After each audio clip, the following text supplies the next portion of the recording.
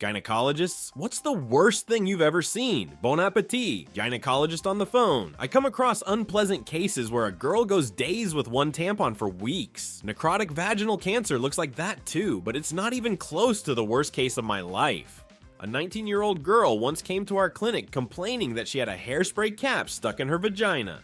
Well, that's not a problem, thought the naive me, but the catch was that she had stuck it in there when she was 15. That's 4 years ago. She didn't explain the motivation behind it, but it was obvious that she was very ashamed. Already before she undressed, you could smell just the worst odor, which became even worse when I went to investigate the problem. The lid was shoved in with the edge up, and it was evident that it was well engorged with vaginal tissue over 4 years. Compounding the difficulty of healing was the fact that this lid had pierced her bladder and rectum.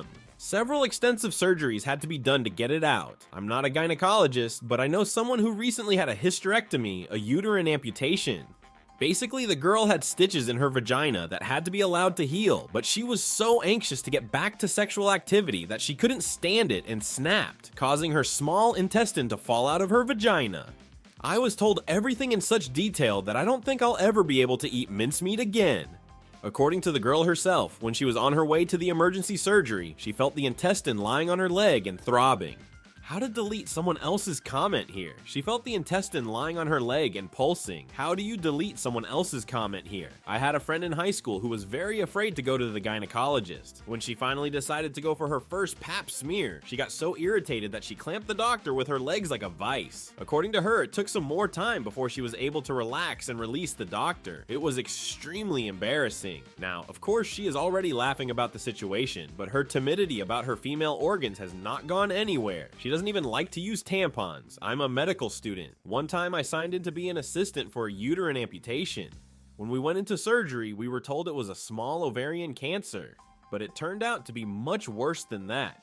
All the patients' insides were metastasized, so we spent 13 hours just to reduce their volume, although the whole operation should have taken 3 hours. At some stages, we were assisted by guys from general and vascular surgery. We replaced half of the patient's blood volume. After all the experience, she was very unwell. She had a long and difficult post-operative period, but in the end, she somehow got over it and went home to her family. It was a very debilitating case for all of us, but both the patient and her family turned out to be just wonderful people.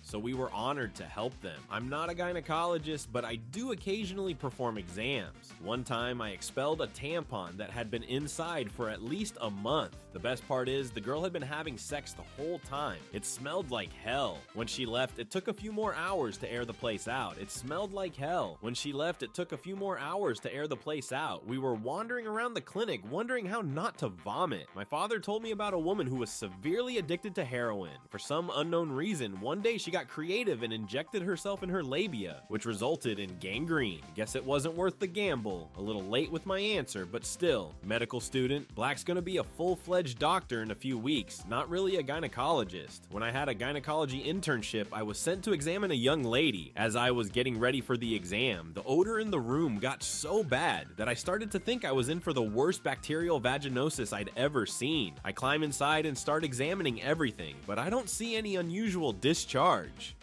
That's weird. I start to pull back and feel that the farther I pull back, the stronger the odor gets. Turns out her feet just smelled really bad. I highly recommend everyone read Dr. Lisa Rankin's book, What's Up Down There? There's a section in there where she writes about some of the worst cases in her career. For example, how she found maggots, money, and so on. But that's a little bit more. The coolest case was about a woman who had potatoes growing out of her vagina. Check it out. Wait, what? Anyway, the woman decided to stick a potato inside herself as a birth control measure, and since potatoes really like warm, dark, moist spaces, they started growing vigorously and ended up with potato sprouts dangling out of her vagina. I have a story not about vaginas, but about boobs, but it's no less disgusting. When I was in high school, I fit in with a student organization that sent high school students on internships. I decided to go help out at the trauma center. One day, a very obese woman is brought in. Complaint, chest pain. Everyone senses that there is an extremely horrible odor coming from her, so the doctor decides that we should wash and examine her. He washes her, lifts up one of her breasts, and from there it starts to go so bad that we all almost fainted. There was a colorless partia under the breast. The doctor washes it, the crust comes off, and a small hole is exposed, from which cockroaches start to come out. Most likely she had eggs laid in a fold under her breast, and when they hatched, the cockroaches couldn't find their way out, so they had to chew their way out. My mom had a story that I think is the nastiest hospital story I've ever heard. One time they had a patient come in about 50 years old, very obese, 227 pounds. Comes in and says her husband complained of some strange odor during lovemaking. But the funny thing is that not only her husband smelled it, but the whole hospital. Anyway, I don't remember all the details, but in the end it turned out that her entire vagina was in necrosis. Surgery was necessary, but it didn't save her. She died soon after. The best part of this story is that her husband smelled that hellish odor first, and even during sex. I'm not a gynecologist, but I've seen all kinds of tinny stuff too. 1. Saw a woman with vaginal cancer, then saw what happened to her after her vagina and cervix were completely removed. It's not a pretty sight.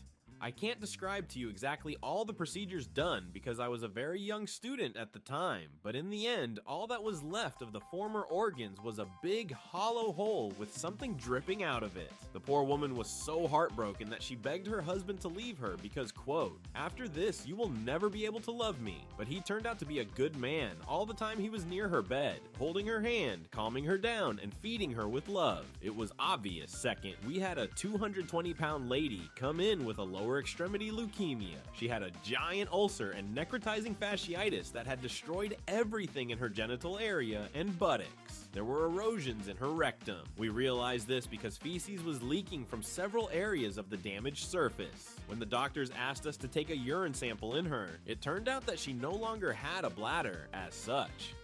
Nor did she have a vagina. It was decided that we would try to salve the wound somehow. The 6 of us rolled her onto her side and basically started shoving a bunch of gauze into the giant hole. Hopefully she wouldn't shit herself during the procedure. She died very quickly. We are powerless in these cases. I feel so bad for the first girl. I hope she's happy now. I feel sorry for all the people in this trade, including the readers. I am not a gynecologist, but I have had one defect since birth that I didn't pay attention to until I started using tampons.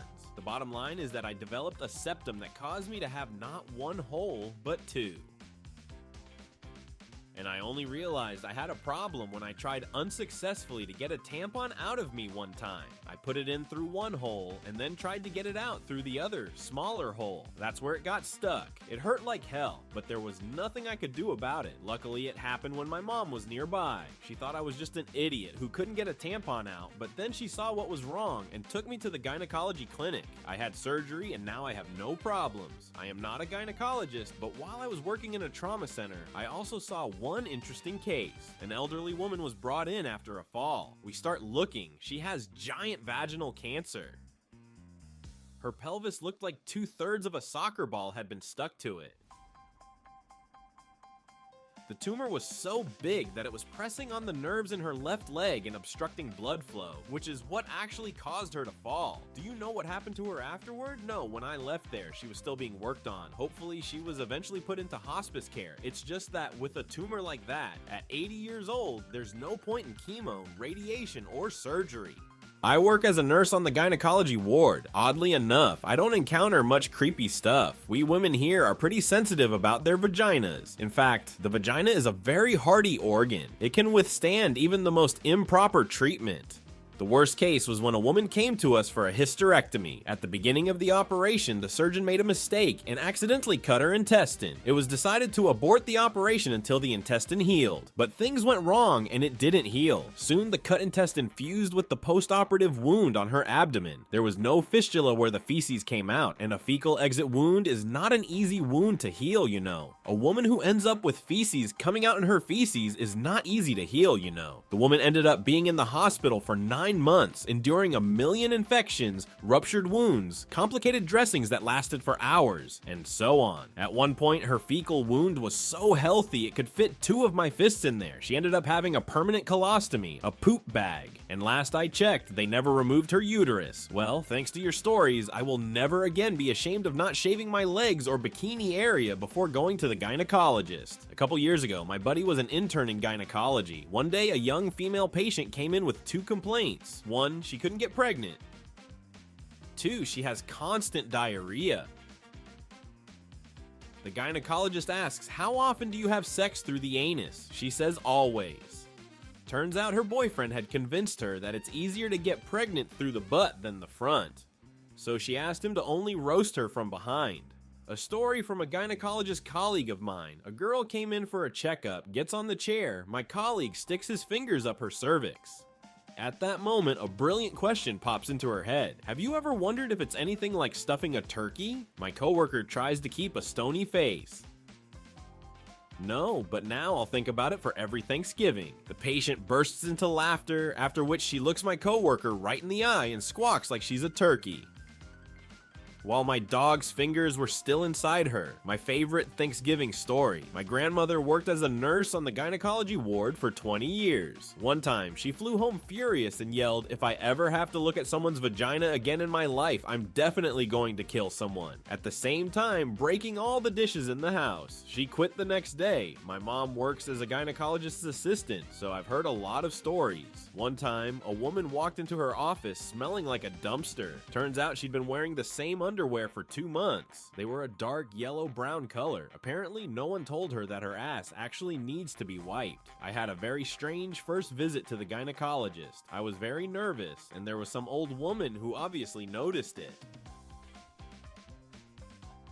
To somehow diffuse the situation, she tells me that you are lucky that you did not get to a male gynecologist. They do not have fingers, but healthy wieners, after which stuck in me her decrepit grandmother's fingers. Thank you very much for watching. In the comments under the video, gynecologists can write that the most terrible you have ever seen, and do not forget to watch our other videos. And yes, by the way, enjoy your appetite, bye.